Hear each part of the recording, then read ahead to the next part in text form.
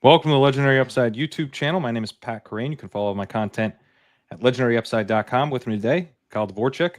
How's it going? It's going good, dude. You ever gonna do Legendary Upside merch? I was just thinking, like, I'm wearing a Rotoviz kind of sweatshirt or whatever, and I haven't like worked there in 6 or 7 years. I could rock like a nice little pullover from LegUp. Okay, I'm open to that. Maybe we should look into that. We've been instead of working on merch, we've been working on this draft tool that you can use to Oh, help you out. you Called got the bigger Sidekick. fish to fry than t-shirts. It is, I would say, more plus EV than a t-shirt, but t-shirts are great too. If you want to check this out, we're running a 5-day free trial at legendaryupside.com. So more details on that as people roll in. But yeah, we're going to be drafting out of the 110, out of the 10 hole. And I guess before we really get going, Kyle, thoughts on the Rashee Rice looming suspension now, which looks like somewhere between 3 and 7 games, probably. Yeah, I mean, I think we had a very similar take on this. Was something we sort of talked about in the leg up back channels in terms of how we want to affect the rankings. I still think Rashee Rice is really good at football. Like this is clear, like in a quite literal sense. Like it doesn't change anything about that. But we see coaches like Mike Tomlin has literally said this is like it's hard to get on the train when it's moving. And we see Yeah. this all the time where coaches are extremely stubborn with changing their overall like week to week offensive game plan when a player just shows up in week 7, week 8, week 9, despite how good they are, despite them probably being better than the player they would be replacing if they took on a larger role.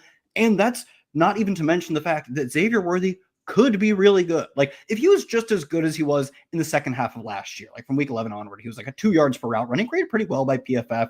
He was solid, like a 22 or 23% targets per out run. Those are all good numbers. They look really good if you're a rookie. It is looking at the good games, though, and I don't want to say that he was that all season. It's once they found that role for him, he was pretty functional on that. He just takes like a small step forward. I could very much see a scenario in which Rashee Rice doesn't come back to dominate that underneath work, where maybe he's still getting a lot of underneath work, but Worthy's good enough to push him for that role. And then there's the next step of what if Worthy's really good? What if a guy who had a true freshman, like age 18 breakout at Texas, back-to-back 30% dominator seasons at a Power 5 school, went in the first round, is an early declare, and finally started to hit in the second half of his rookie season? What if that guy is really good? What if he's a star? At that point, I also think Rashee Rice is a star, but I really don't know what Rice comes back to if they're playing similar roles and Worthy is a star. So I think this creates a lot of risk that Rice comes back. I still think he's a talented player, but he just doesn't find that 30% target share, targeted on a third of his routes, kind of monster role that was on pace to crush last year, obviously. Yeah, I view it similarly because I think it doesn't just open the door, it creates a fact that they are going to design the offense more around Xavier Worthy in the beginning of the season than they otherwise would have. Because like even if they planned to have Worthy take a bigger role, it wasn't 0% for Rice, So there's going to be, and like Rice down to Juju or whoever's helping fill in is going to be a drops, and I think Worthy will help pick up that slack. So let's do our pick here. McCaffrey's at the top of the sidekick. Amon-Ra St. Brown, Nico Collins also here. We probably get one of Amon-Ra, Nico, Thomas, I would think. Maybe not. Yeah, but I think we get one of those guys, and obviously that means we go McCaffrey here. Yeah, that's what I'm thinking too. Sack has kind of talked about this. Sacrilegious talked about this, where like the first round is like it's like an old fantasy adage that I think sometimes is overblown. Then I think about it more. I'm like, yeah, it's probably correct. It's like can't really win your league in the first round, but you can definitely lose it. Old running back coming off of a horrific efficiency year for his standards is like a recipe for disaster. But at the same time, you can actually win your draft by getting McCaffrey if he is Christian McCaffrey. He's one of the few players where he can separate himself. Like it's him and Gibbs. It feels like those really are. I see it. You can close your eyes and you can see it with Gibbs. You got to squint a little more because he needs David Montgomery to be cleared out. But it's clearly a Nico team. No, nothing crazy. Yeah, Nico's obviously the guy. Yeah, McCaffrey, you can apparently at the 11 hole, you can win your draft. If you get 27 points a game, it's over. Like just hit the layups for the rest of the 19 rounds on DraftKings, and you've probably won if you can get the number 1 overall player potentially by a lot. Like McCaffrey can lap the second best fantasy player. So I get the upside argument, but I think Sack made some good points about like when it's bad for you, it is really bad. And you don't want to make picks that often that can be really bad in the first round. Like, oh, this one player has a much higher risk profile, but I especially like taking him here at whatever we got him at 10, because that's like a few spots behind ADP. And it's going to give us potentially some unique variations of McCaffrey teams in a spot where I still think, in my heart, I still think he's a good pick, even if the Sims are saying at 8, at 7, at 6, as his price continues to rise. At that point, maybe we get into more wide receivers. But obviously, getting the sidekick was like, yeah, this is awesome. This kicks butt. Do this here. I think, yeah, for me, and the sidekick is tied to ADP a decent amount in the first round, because we don't want to just like force on, pretty big stand. Any stand in the first round is a pretty big deal. So it is fairly ADP driven in that first round. But for myself, as McCaffrey is now having flipped Puka sometimes, he's in the process of flipping Puka. And that's where I'm like, I'm out. I'm not. In fact, I'm almost thankful that the market's making the decision for me. I was having a little bit more trouble when it was like Nabers versus McCaffrey, because I was kind of Nabers, but not always. I was willing to go McCaffrey there for the upside that you're talking about. But Puka's when I'm like, this dude, he might be the best receiver in the league. Yeah. Like his efficiency over the last 2 seasons has been bananas, and he's clearly the number 1 on his team, even with Devontae Adams there. This could be a really potent offense with him as the clear number 1. Like it could be Puka, in the Jamar Chase spot next year. That really wouldn't surprise me. So at that point, I'm like, what? How much more upside am I getting? That's not enough upside. I have to take one risk to get more upside. We saw this with a player who, like, within 2 years turned to dust in Cooper Kupp. And the last great year in terms of his physical talent, he set the NFL record for receptions, and he was on pace for like an 1,900 yard season, right? One of the best fantasy seasons of a wide receiver of all time. And we're playing on Draftkings, a full PPR site. Like, who do you think has a higher ceiling? Is it Justin Jefferson or Puka? I don't know that the answer is not Puka. I don't know that it is. But if you told me one of these players has like hits the 2,000 yard mark, like truly sets the record for, it's probably Puka. Or maybe probably Puka this year. With catches, especially you can see with catches. Yeah, with catches, yeah. It's so easy to see like who sets the receptions record. I mean, it's tough because Jefferson does have the out of like McCarthy's awesome, and then all of a sudden you're like, and everything's on the table. Yeah. So it probably still is Jefferson, but yeah, if catches, yeah, I think I'd be with you on Puka. Yeah, especially like it's easier to bet to make in terms of who sets the reception record. If any player in the NFL sets the NFL single season receptions record, it's Chase Sure first. And my second bet, I think, is Puka. Amon-Ra would be in the mix. Yeah. Nabers would be in the mix, maybe. I mean, there's a guy who doesn't play wide receiver who might be in the mix. All right, so we'll do another pick. I want to get back to the Worthy Rice discussion. Neither one of them off the board, interestingly. We're probably talking about them in the 4th. Let's see where Rice is popping up in the sidekick, then Worthy behind. That's where, I think personally I'm Worthy over Rice at this point. Where are you at? I'd be the same way too, especially like picking here. I think it's very possible that we start doing late third round Xavier Worthy. I think we're going to get a very meaningful fall from Rashee Rice. Like, I don't want to be the one in the 3 hours after he goes to be like, well, I'm sure I'm not getting a terrible price on this falling knife. There's like a decent chance this will be a terrible price in a week. Especially if the suspension is like really long. If it's a 6-game suspension or 7-game suspension. Rashee Rice just went. Interesting. JSN top of the sidekick here. McLaurin and Jayden Daniels is available, so that would be another option we could play for the stack. Brees obviously. Let's go JSN. Just top sidekick, nothing fancy. Okay. All right. There it is. We also do have McLaurin with his holdout. They need to put a little tag next to McLaurin so we can get him in the 6th. Mm-hmm. Maybe drop a little Q tag next to him. We can see him in the 8th, maybe the 9th. Yeah, maybe the 8th. Did Rice have a tag? I should have checked. If he doesn't have a tag, she shouldn't. There's not a reason for him to have a tag. Yeah, but yeah, you could. Yeah, so McCaffrey hasn't flipped Puka, but he's like 1 spot. He's about to. And then Rice, no tag, but the note. We need that tag to become a note. The note doesn't do it for people. I do not think the note does it for people. The note can be good, right? Yeah, exactly. Yeah, it can just be a news updates or whatever. Or Yeah. it's you probably get a note whenever you come off. Like Najee will get it when he comes off of NFI list, right? Totally. So the note, yeah, I don't think it does it for people the way the Q tag or like out tag. Oh my god, out tag on a player. Don't even get me started. Get me started. I want out tags. It was true. I guess don't Please get me the drafter started. Give me a lot of out tags. Yeah, I love an out tag. All right, so Terry, Brees, T-Mac at the top here. We do have Kittle. We could build on the 49ers as well. I like all these guys. This is we're sitting pretty here, I think.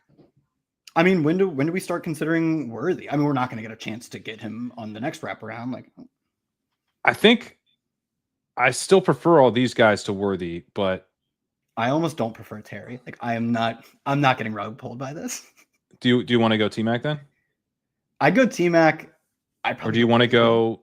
Do you want to go Hampton? Oh, I love the Hampton click. Let's do that. That'll be fun. All right, let's do it. If we're gonna IKB, let's really IKB. Hampton's been one where I continuously have been revisiting the Hampton one because I feel like I don't know, is Hampton that different than Brees Hall at this point?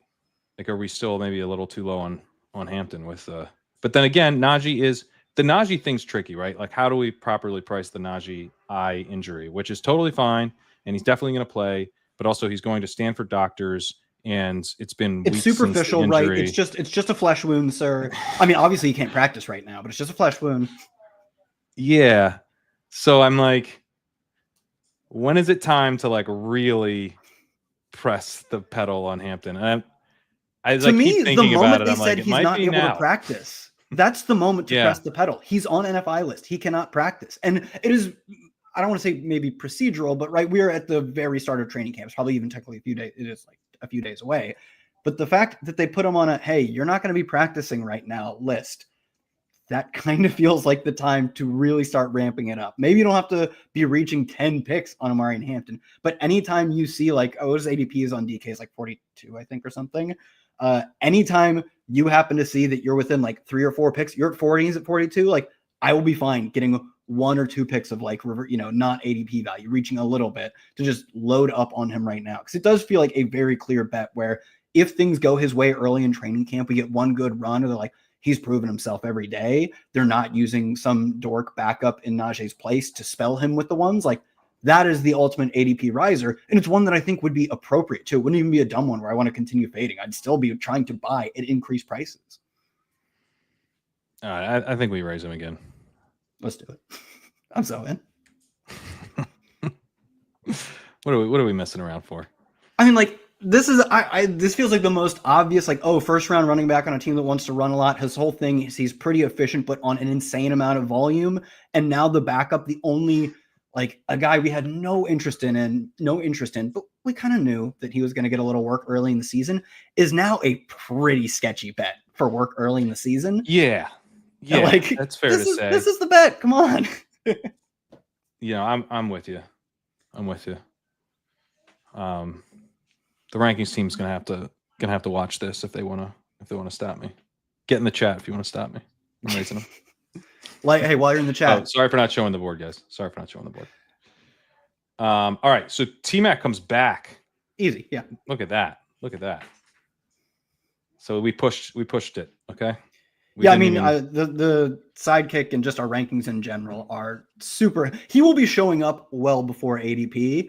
So a lot of times I'll be like, I know sidekick recommends him right here. I think I can get him. I didn't think we'd be able to get him that far around. But in general, I do. But... I probably, even in my own mind, I see the sidekick and then I weigh ADP a little bit more, in part to try and get the combos of players I really want. Because we could have gone T-Mac in the spot where we went Hampton. But I'm trying to push what I think the sidekick knows is in general correct. Because I know the field is not drafting the sidekick. So I can make even super sidekick teams by saying, let's push T-Mac around. Because his ADP is like, I was going to say somehow falling, but I guess we do generally get this like rookie ball at this time of summer. But like, that's like the perfect way to play it. And we obviously get like a little lucky with his ADP maybe. So we get Travion, Waddle, Harvey, Hunter. All 4 of these guys I think are really strong picks here. Where are you at? Probably go. I've still been doing Harvey over Travion, but like every day Harvey just drops down like another pick or two. I didn't even think he would flip Henderson, and he did, obviously. So maybe just, I mean, Henderson's also like top ADP among the running backs, which is what I like here. So I guess just Henderson. I could go either way though. If you have a strong take on the running backs, if you want one of them, let's go Henderson. Sure. I think that's cool. You know, and just sets us up for another quarterback out later. Anything. So yeah. All right. So we got 3 receivers, 3 running backs through 6. Very balanced build here. I think like this type of build works better on DraftKings, or at least I feel better about it on DraftKings, because you end up with receivers that I really like in round 7, round 8, even round Luther Burden you can get in like round 11. Dude. So can we using my one time on this, Luther Burden on DraftKings going outside the first 140 picks.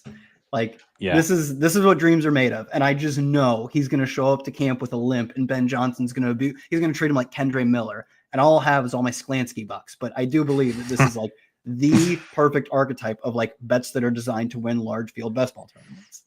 Yep. All right. Let's see. I'm going to see if we got any questions. Can you talk about Royals and then how much Rice did you have? Let's talk a little bit more. I'll give some kind of quick hit thoughts on what we changed in the rankings. So Rice is still Rice. I don't think anything's changed for him, but he's obviously going to miss time, so that affects his rank.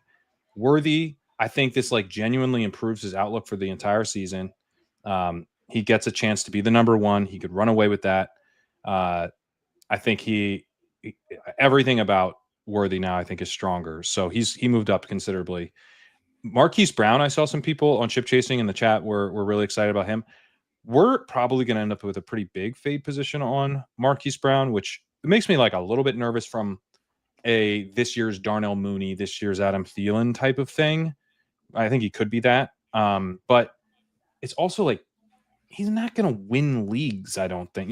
That's what I was going to say. Like this year's Darnell Mooney is like, oh no, I lost a 900-yard receiver that was like a good ADP value. Like, just don't care. Like, obviously, I'd rather have those players at good cost when I know they're going to happen. But like, we don't know they're going to happen. Like, if we knew for sure that Hollywood is going to go out and be Darnell Mooney, sure, we could do that. He was bad last year. It's like 1.2 yards per route run, and it's dropped every single year of his career. Yeah. He just gets kind of old now. Worse. He's an undersized speed receiver who's kind of old. Yeah. So that one's going to be a bit of a fade. Kelce, we're probably going to be a little hotter on than I even want. The thing with Kelce is like when you like sit down and you're looking at everything and you like put in a rank, you're like, I stand behind it. And then you go in a draft and it's like, Sidekicks like, time to take Kelce. And you're like, no, I can't actually click him. But then I'll go back and like, well, the ranking must be off. And I think this is right. So I really struggle with Kelce, but we'll see how the market reacts, but there's a good chance we're ahead on Kelce now. Royals, I do actually have a little bit more interest in than I did before. It's like a 17th round pick. All right, so we got Jacoby Myers, Stephon Diggs, Josh Downs, Jayden Reed. Here just gives us a potential for like something where we maybe draft more players. Yeah, who knows what it would be. He is more likely to come back than Myers, and we probably grab 2 of these receivers, so we could push it, but just take him. Yeah, just take him because I just like drafting Josh Downs and Jayden Reed. So if we don't get Myers and we have to take one player I like more, that'll be fine with me. That does sound fun. Plus, it's important to think ahead, and the potential stacks we might be setting up. So we'll see how that goes. All right. Also, do I see? I don't have full screen right here. I can pull it up. Obviously, are we looking at 7th round Travis Hunter here? Is that right? Wow. Yeah. Yep. 7.2. Damn. With Harvey in the 6th. All right. So this dude he got Jamar Chase 102, Garrett Wilson, Kyron, Burrow, Chuba, Harvey, Hunter. This team is sick. Yeah, it's all right. Oh, running backs are a little like. It's sick. I don't know. Anytime you can draft the 2 worst running backs in yards per route but... run in the first 5 rounds, just go ahead, take them. I think Kyron was last in yards per route run. Chuba was pretty dang close. Chuba was like 0.5 something, so it was pretty bad. I know that. We got Reed and Downs. Love both these guys. Any thoughts on these two? Speaking of things, I don't stand by. I asked you at one point if you. I'll keep the whispering. I asked you at one point. Hi. If you would take Downs here pretty easily. You know. Okay. Just take Downs. If you would take Matthew Golden over Jayden Reed, and you said you take Golden over him, I was like, I don't know. I'll just take the player I know for sure. Reed is now ahead. He's ahead in the ranks, so I think I'm Reed. Yeah. Reed's just good. And like I do think there's some element of his game that has probably prevented him from hitting that next step. In the way that like Marvin Mims is an awesome yards per route run guy last year. He's 9th in yards per route run. But it was really gimmicky. And Reed is somewhere on that spectrum. He gets enough design touches. He gets enough screens and stuff that makes me think maybe this guy doesn't have that like what you think of like a 3-down running back profile, but like a 3 levels receiver profile where you can win short, win intermediate, win deep. But when he is so consistently one of the best receivers in terms of like young players, reasonable draft capital, good yards per route run, and he's not nearly on the level of like Marvin Mims, it's all gimmick. There's some design stuff for Reed for sure. But like he crushes on it so much, and he can also crush deep and also win intermediate. He can win versus man. He can win versus zone. Like I don't think there are nearly as obvious flaws with him that I'm willing to give him a little rope and say, I really think he is a good bet to expand his role. Because guys who are in their second year and they're like career 2 yards per route run players, they not typically, but like they are good bets when you are efficient on good samples, not even very limited samples, not talking 50 routes here. When you're efficient in a strong part-time role, if you can make the leap, like that's where we get like the monster hits from. It's the same bet with Josh Downs. I love the bet with Josh Downs too. And Marvin Mims, I can see it, but I just have to squint so much to see him as like, I mean, he was one of the most gimmick players in the NFL last year. The only players who saw a higher percentage of their targets behind the line of scrimmage were Mecole Hardman and Darius Davis, the Chargers' like 5th wide receiver. Like he was in that stratosphere of true gimmick. Whereas Jayden Reed has Speaking a little of bit gimmicks, yeah. What if we do one where just every podcast you do hardcore fantasy analysis and I hold a baby? I'm into that. I think it'd be good. You could kind of a little bit. It's a sort of a broad spectrum of appeal, I think. Anyway, sorry, go ahead. No, I think I was done. I saw you hand the baby off, and I was like, I need to take a deep breath anyway. I'm running out of oxygen. You were flying. This is content. I agree. All right. No, I mean, Reed has a lot of upside in the sense of like, I think he's a really good player who just needs more playing time. But I worry that it happens where Downs, I feel like he's so clearly the best guy. Like we haven't feel better had about that yet. Where it's like it's a little weird that they go in the same ADP where it feels like Reed is farther along that spectrum of I'm not sure it happens. Down, it is so like they're both green flags, but like Downs, the green flags are just neon bright. Whereas Reed, there are also, I think, a more reasonable amount of red-ish kind of flags. All right, so let's look at this here because we've got Mahomes, and then we have no quarterback on this side, but he's looking at like maybe a Goff, or did Fields go? Oh, Goff went. Quarterbacks are starting to fly off. So basically I was wondering, do we push May and try to get like Jayden Higgins, who's less likely to come back by ADP, right? There's Nick's as cover. We have Nick's as cover. We have Herbert as cover. Yeah, I think we've got our covers set up to where we take Higgins. Take Higgins here. Okay, because Higgins obviously also gives us the double, and so Stroud becomes very appealing if we could take him. Yeah, he pops to the top here behind May. Herbert, we could also backdoor, and we have Hampton. So there are quarterback options outside of May. I mean, backdoor options with Knicks too, but probably not worth when we have other really good stacked options. And then Knicks goes. That's nice. It's kind of the setup we wanted was that there's the best cover, the highest ADP would be. Yeah. Yeah, so that works out. And then he already has Mahomes, so we might be okay here. Let's see. It's possible that Stroud comes back at 130 as well, if we can get May, which would be really fun. I mean, especially given how much of the Texans we own, like, I mean, all of them in a sense in terms of wide receiver. Right? Do we get? What do we do in the second round? Okay, that's what I You thought. And didn't want to speak out of turn. Yes. Yeah. So, I mean, we sort of have all the Texans equity outside of like the Mixon guy. I will take May here, obviously just top of ADP in terms of the quarterback we need. Hate when that keeps working out that way, but you know. This is fun. We did a little IKB to Diggs. We IKB to Hampton and still got McMillan, who was top guy. So, and then, yeah, we followed the sidekick the first 3 rounds. And here we are with May, double stacked in a sense. I think, with did we Travion Henderson and Diggs. Did we IKB Higgins over May too? Just knowing that we could get. Yes. I think we did, right? Specifically to push. Yes. May was top of the sidekick. So to push and get both. So we've done that twice where we took a guy that wasn't at the top and still got the guy at the top, which you love to see. And we took Diggs over Myers and got Downs, who is more fun. Myers, let's be honest. Wait.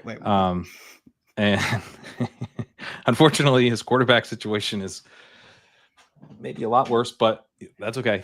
And then Higgins for the double that will be incomplete because Stroud does go here. It's fine. Pure pocket passer is like, I'm not dying if we lose him when we also are completing other stacks. Had we passed on like all quarterbacks there to just get like whatever running back we wanted, I probably would say that that's stupid. Like given what we were looking at in terms of our need at quarterback and our ability to stack these guys, quarterback was the answer there. But I have no issue if we obviously win, we don't get CJ Stroud coming back to us. Yeah. All right. Let me tell people about what we got going on here with the sidekick. As you can see, very helpful to draft alongside. If you want to try it out for 5 days for free, head on over to legendaryupside.com. Sign up for the sidekick tier if you're not already subscribed to the site. If you are already subscribed to the site, email me at legendaryupside@gmail.com. I'll get you set up correctly with the trial. And you can also, if you go through the trial, get the sidekick monthly or yearly, you can get a $20 bonus ticket to this tournament, the Best Ball Millionaire, $15 million Best Ball Millionaire. You need to enter this tournament to be eligible for the bonus ticket. You need to have signed up for the sidekick, either the monthly or yearly tier. And then you got to fill out a form at legendaryupside.com/perks, link in the description, so that I have your DraftKings username and email so I can check your eligibility and tell DraftKings that you're eligible and they'll give you the ticket. So got that going right now. Pretty exciting. And hoping that people try out the new and improved sidekick with sim-driven recommendations that allow us to do things like balance out the types of picks we're giving in terms of late season production of rookies without being dead to advance, which, you know, I probably have done in the past where you just take all the rookies, all the late season stuff.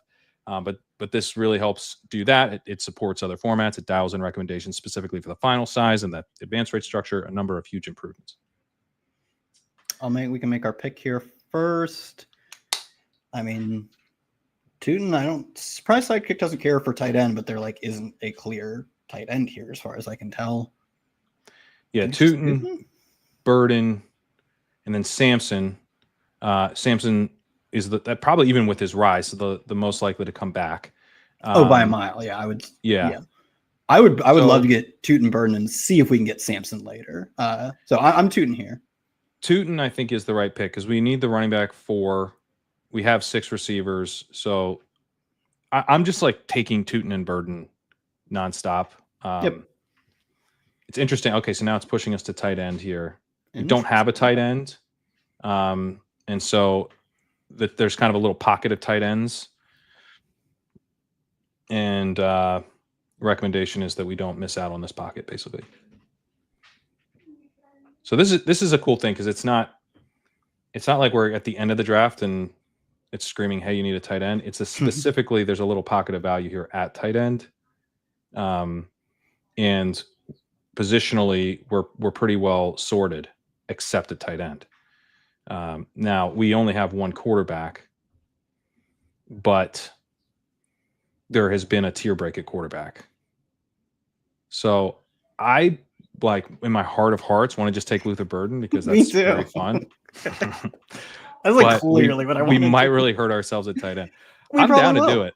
Let's do it. Let's live a little. I kind of agree with the sidekick that like this is a pocket, and like once Goddard, Kincaid, yeah, like very clearly, like good bets. It's for clearly production. a pocket of tight ends where like we are, but what we're going to try to do is catch the end of this tier with our next pick because we're picking at 154.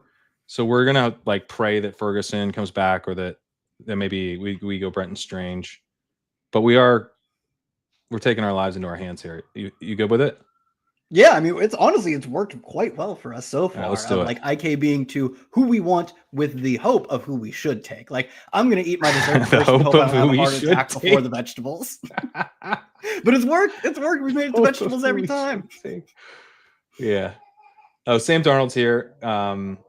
Stacked with JSN. That is actually one we should keep in mind. Yep. Colson Loveland is queuing up these tight ends. Ward, Smith, Henry. We'll probably end up with Henry on this team. Yeah, it feels good. We also do have Bryce Young as an out here. So okay, Kincaid has gone, but no other tight ends. That's nice to see.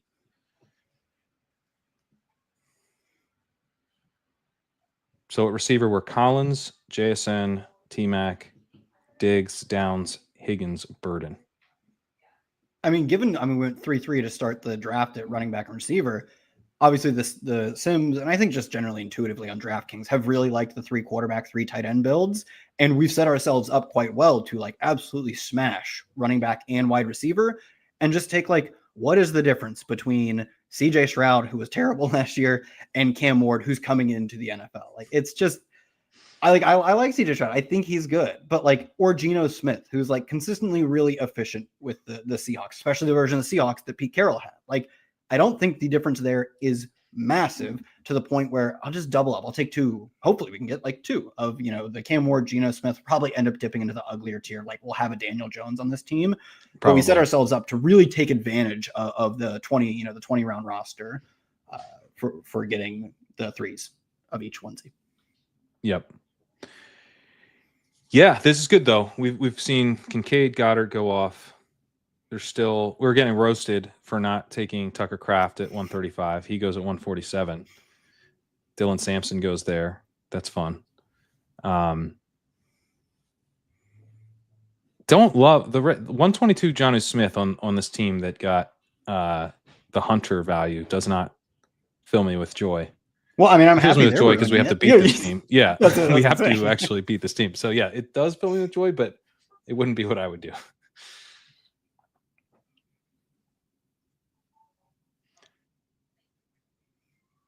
All right, so man, it's a bit of a sweat here, Kyle.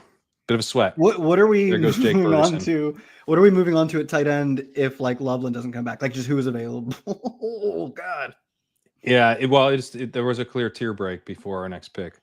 Loveland was still in that tier. I saw Blue come up at tight end, and I was like, that is bad. I know. He doesn't have any tight ends. Oh God. This is rough. This is gonna be bad. This is gonna be bad. I can't even look. Oh, he's sweating us out too. Come on, man. Yes, he took Kyle Pitts. What an idiot. Oh my God. Also, for us to get a tight end who's like barely contributing in week 1, we're just like, yes. Colston Loveland, baby. I mean, for sure, Colston. I love that. We got Geno, we got Darnold. And now it's all about the quarterbacks. It's like, please take a quarterback. It's like, please do not do that thing where you take the phone. Please don't do that thing you do and just take who I think you should take. I'm gonna be with the sidekick here. I don't have any fun. Oh, interesting that Isaiah Likely is super falling from ADP, but like ironically, he's also like probably a really bad pairing with Colston Loveland because I think the idea he's of probably a terrible pairing. Yeah. Yeah, and the sidekick just doesn't like Likely because he projects like garbage because he's a backup tight end who people drafted 136. 136. Yeah. I don't know, man. Yeah. If I was on my own though, I probably would take Likely because I would just see ADP value, need at tight end, and I would just take him. But like I don't know, maybe a clear flaw in like how I would do it is just like he fits position plus need, but he actually really poorly fits scoring profile. Right. Plus the scoring profile that we need. we need like a steady tight end who helps us all year, and likely is like a weird spike week guy who has like contingent value. Sam Darnold here. Yeah, sure. Yeah. Stack him up. Quarterback 2. We'll end up taking 3 here. We're gonna go 3 at both onesies most likely. For sure, yeah. But feels good. Stacked Darnold with JSN. We got May with Henderson and Stephon Diggs and potentially more. We'll see how that goes. We do have Bryce Young here. Bryce Young has a bye week overlap with May. So I think that's why he wasn't popping as our quarterback 2. But now that we have another quarterback, who cares? What's the May week 17 then he goes. game? What's the May week 17 Jets. game? Your mnemonic must not have been good enough. Drake's on a plane. No, that's good. I like that. I didn't come up with it. I was going to say, I don't know if that was in the first episode. That was a Discord suggestion. Yeah. No, Drake's on a plane is probably the best one.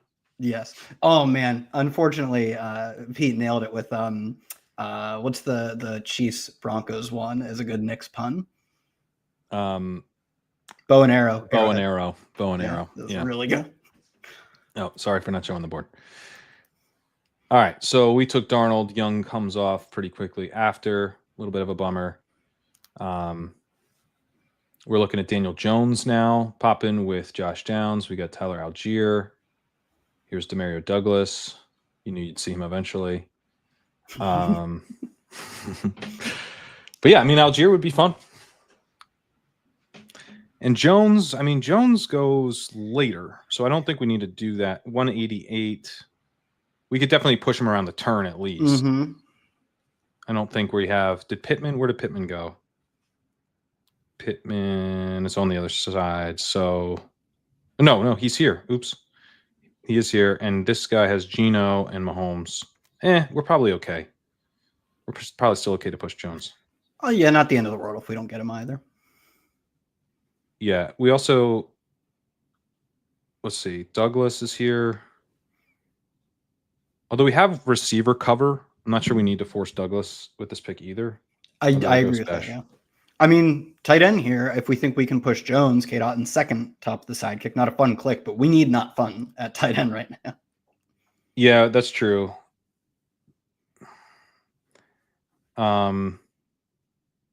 What tight ends are we looking at? Otten, Taylor, Waller, Gesicki. Yeah. He's like the last of the I think he's going to run all the routes guys. All right. So we just take him then? I think so. Yeah, he's the highest by ADP. We'll probably get one of the other two.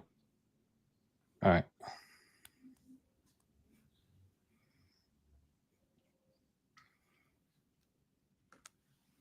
Interesting. Now we get Douglas and Noel popping. So we have May and Darnold. Don't have a ton of other backdoor stack stuff going on. So would you be good stopping with these two if it came to that? These two quarterbacks? I would probably go Tyler Shuck, just somewhere at pick past 200. I don't like it. It's not sexy. It's not fun. I don't feel good about it. But what do you think? Oh, nice. Okay, we don't have to do it. Cool. You want to go Jones? Yeah. Yeah. But what do you personally? What do you think the games played projection is? What do you set the line at for Tyler Shuck? 13. I said 14.5 was my guess. So yeah, 14.5. Sure. It's they were telling us it was Nick Underhill, really good Saints reporter, before Derek Carr retired. He's like an 80% probability to play nearly all the games. His wording obviously wasn't exactly I think we should project 14.5. He wasn't giving us the distribution. He was telling us it is very likely while Derek Carr was still on the roster that Tyler Shuck was playing all the games. Wow. And now Derek Carr's not on the roster, and the competition was, roughly very close to the worst two quarterbacks in the NFL last year in Spencer Rattler, by EPA or by CPOA. They're both nearly at the bottom. Dorian Thompson-Robinson just holding them off. Only player between them and the DFL tag. If Tyler Shuck is the worst quarterback in the NFL. He's just as bad as his teammates. So I think he's a good bet to play a lot of games. And that's all I can say about him. He's a good bet to play a lot of games. I love that your sell is that the Saints suck. No, the Saints quarterbacks suck. The Saints specifically. I think they kind of have fun, intriguing receivers. Chris Olave, 3 seasons of 2 yards per route run. How many of those do you think Garrett Wilson has? 0. None of them. Never been efficient. We know, Kyle. Everyone knows that. Rashee everyone thinks they're going to blow everyone's mind with like, Garrett Wilson's never been efficient. Like, yeah, we do know, man. Thanks. Rashee G was like a 2.5 yards per route run as a rookie. Like he was like unprecedented levels of efficient. I think he's probably more on that spectrum of like limited player, can't do a ton beyond what he does. He's damn good at doing what he does. Like, I don't think this is the worst situation ever. Like Patriots last year was a way worse situation than having Chris Olave and Rashid Shaheed, like very clearly. Well, obviously, for sure. Tyler Shuck sucks, but God, did you just make me wish that Drake May started his career with the Saints? It's fucked up. Man. He would. Oh my God. With Chris Olave, who like all my dynasty teams, every time he gets another concussion, I'm like, I'm buying more. We're buying the dip. and to put that with Drake May, whew, that would have been fun. That would have been fun. Instead, we got Jalen Polk. Did we? Is that what we got? We got Kayshon Boutte, I think. Yeah. Oh, we got Boutte all right. I drafted a lot of Boutte and Kayshon, but a lot of other guys that I drafted were Boutte. The old booty pun. All right, let's talk about this. This is pretty easy. I think we grab these top 3 here all look pretty great. Obviously, we were looking at Noel. Noel was actually top guy ahead of Darnold, but we pushed it and we got him back. So that would be my choice. We're honestly amazing at this. I've never run so hot on pushing guys. But here we are. So we got Tavion Sanders, Dalton Schultz. Both those look good. Harold Fannin, obviously. They skip the name right now comes in the mix. I only skipped him to emphasize it. I would still be Sanders here, more of an eat your veggies. Like he does look like a good bet to get a bunch of routes. And there's like a slight talent bet. Like we liked him before we found out he was a 4 RAS guy. Like obviously a tight end that does kind of hurt. I don't know if it was 4. Yeah, it does. Sanders is great. We have McMillan. We're betting on the Panthers to be good. Yep. And then we have he's actually also a bring back on Darnold and JSN. So we now have that game pretty stacked, which is pretty fun. What's the mnemonic for that one? There can't be anything interesting there. Hawk Chuba. Oh, that's a really good one. Dang it. I've become Shope, where Shope remembers all the games and doesn't remember the mnemonics. And now I'm realizing like I mostly just remember the games. The mnemonics are better than I don't want to forget the mnemonics. Although I forgot what was the Derrick Henry in the Frozen Tundra. I was forgetting I was a big dog in the Frozen Tundra. I was forgetting the Packers one. Frozen Tundra, I don't know. Like a lot of places have garbage weather in the. But I mean, come on, it's the Frozen Tundra. It's Green Bay. That's iconic. Honestly, I think the most iconic Frozen Tundra game is very similar to Derrick Henry in the Frozen Tundra. It's the AJ Dillon, I believe, versus the Titans breakout game from like probably 3 or 4 years ago at this point. Do you remember that game? Oh man. I could vaguely do. All right, so we have a pretty thin running back room, but McCaffrey, Hampton, Henderson, Tootin.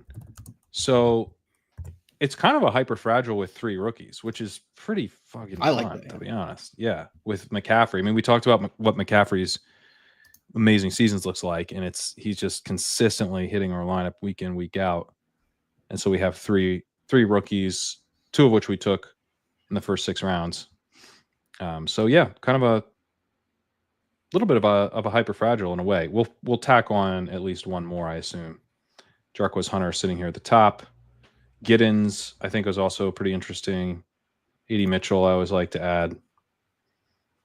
But it's an interesting build because we ended up 3 quarterbacks, 3 tight ends, and then the running back depth isn't there. We're just counting on CMC and these rookies. So I mean, it really is like the ultimate draft, like you're right, kind of situation. Whereas if McCaffrey is worth taking the first round, if we're getting a great value taking him in 11, it's because he's in your lineup every single week with 20 burgers, 30 burgers sometimes. Yeah, and we're deep enough at receiver that's covering our flex early in the season, I'd say. So, yeah, I think it's pretty fun, but I'd probably Hunter or Giddens here is my top two. What about you? Me too. I almost thought suggesting Giddens as a little bit of adding to our Colts position. Sure. I like the Hunter bet more, but in the context of who we already have, yeah, Giddens maybe makes more sense. Yeah, I'm not sure Giddens really matters like correlation wise, because it's like also true. Either it's like, first, is this guy good? Second, does the starter ahead of him get hurt? Yeah, it's like a third or fourth order correlation. Yeah, it's pretty far in down. the scenario in which he's good, the starter gets hurt, and he gets the role. Then, of course, you'd love the game to score a lot of points, but it's so far removed that, Who do you like better as just a player? Hunter. Okay, let's take Hunter. Yeah. I'm totally drinking the Kool-Aid on them, like, talking up the idea of a committee, them being like GM Les Snead and Sean McVay, talking up how they need to hit more home runs. No team was less explosive on the ground than the Rams last year. Literally none of them. Because Kyron's good at some stuff. He is not good at creating chunk games. There are things he is good at. Of course, it's not pass catching. It's not long runs. It's not the stuff that's fun, of course. But like, is a good success rate player. Is generally efficient. It's kind of been crazy how he is even like decently efficient without breaking long runs. Like, you would think if you never hit home runs, you would have a really bad, like, whatever dumb baseball stat, weighted on base average or whatever. I don't know. Is the weighting including the value of the base you hit? I don't know. You would think he would not have good efficiency stuff. He still does have decent because he can chunk plays, but he cannot hit home runs. They've talked about that. They've talked about a committee. Like, I buy that there's a little bit of a standalone role, just a little bit out there for Jarquez Hunter if he also like earns it in camp, which is not a given. Yeah, I could definitely see that. He was very efficient on a per touch basis in college, so he's a fun pick. I'd also be down to go Giddens here. Fannin popping, since we are kind of thin at tight ends, gives us a little bit of that upside. Giddens goes. Okay, so Franklin, Fannin, AD Mitchell. Any preferences here? I would like always do AD Mitchell here because I just always take AD Mitchell. I don't have a strong preference though. If you felt good about something else. No, I like AD Mitchell a lot too, so I'm good to add. He's one where this Colts correlation does make sense. So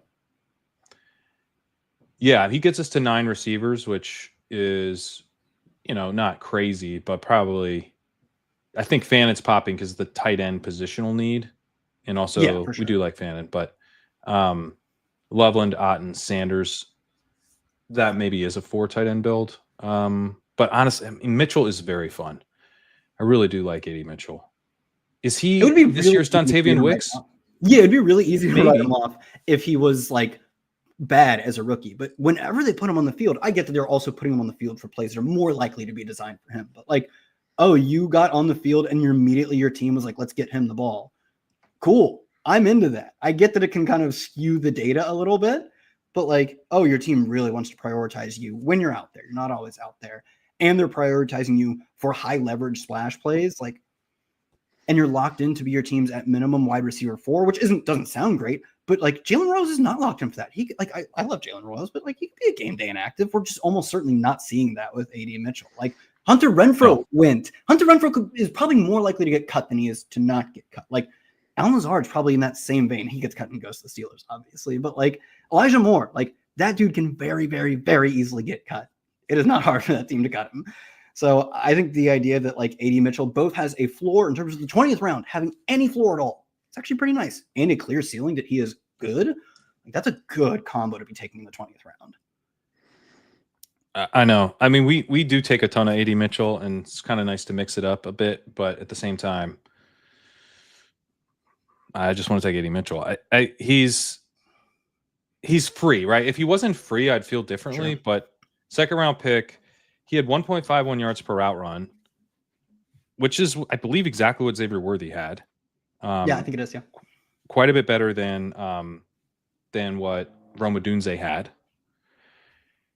And obviously you're looking at the concern with the quarterbacks and stuff, but this is a Daniel Jones team, so we're betting on him to take the job and to play sufficiently well to support Josh Downs, as well as Adonai Mitchell. He had 25% targets per out run last year. Pretty good. I don't know. He's like one of these guys where if we just knew he had more of a role, he would be going so much higher.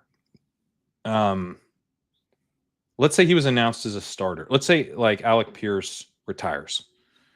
Where would you take Adonai Mitchell? Where would I take him? Let me look. He'd probably go in that like. Would you take him or Marvin Mims? I was looking at Marvin Mims for that exact same reason. I think I might take Adonai Mitchell. It's close. I would take Adonai Mitchell. Yeah. Yeah. I'd take him over Shaheed. Yeah, he's right in that range. I was looking at Marvin Mims too specifically. I was trying to figure out if I would take him over Mims. I think I would. It's one where I'm not like uber confident. I'd probably be mixing it up, but that is the perfect range for him right there. Yeah. I would take Pittman ahead of him still. But it'd be like right after Pittman, I think. Mm-hmm. So I don't know. It's who knows if because unfortunately Alec Pierce is his daddy per Daniel D. So this isn't going to happen. But I don't know, man. He was a really talented. He's like the kind of the raw. There's not a ton of times where like the film eval guys are like, look at this dude, man. He's a dog, and you like watch a guy. Often I'm like, nah, this guy probably sucks. Yeah. It's like I don't see it at all. He wasn't productive. He's like, I think you just older than everyone, you know? I was big like out on like Kevin White, for example. I was like, this guy's not good. But Adonai Mitchell, I get it. Adonai Mitchell and Ladd McConkey last year were the ones where I was like, I see it. This dude, for different reasons. McConkey was the route running. But anyway, I think he's a fun way to close this one out. Let's review the team. Christian McCaffrey. Let's go position by position. So running back room, Christian McCaffrey, and then literally all Christian McCaffrey and all rookies. Hampton, Henderson, Tootin, Hunter. Now we got the receiver room, Collins, JSN, T-Mac, Stephon Diggs, stacked up with May and Henderson, Josh Downs, who we added Daniel Jones to. We got Jaden Higgins, who's the bring back actually on Hampton. So we have this game kind of stacked up a little bit with Jaden Higgins, Jalen Noel. We also have Luther Burden and Adonai Mitchell. And we have Tootin as a bring back on the Colts stuff. We've got the CMC mixed with the Bears, Burden and Loveland. And then we have our quarterbacks, Drake May, double stacked with a running back and his receiver, Sam Darnold with JSN. Double bring backs there with Jatavion Sanders and T-Mac. And then Daniel Jones, as I said, we got Tootin bring back. We got Downs and Adonai Mitchell there. Tight end is definitely the weakest part of the team. Colson Loveland, K-Dot, and Jatavion Sanders. Thoughts?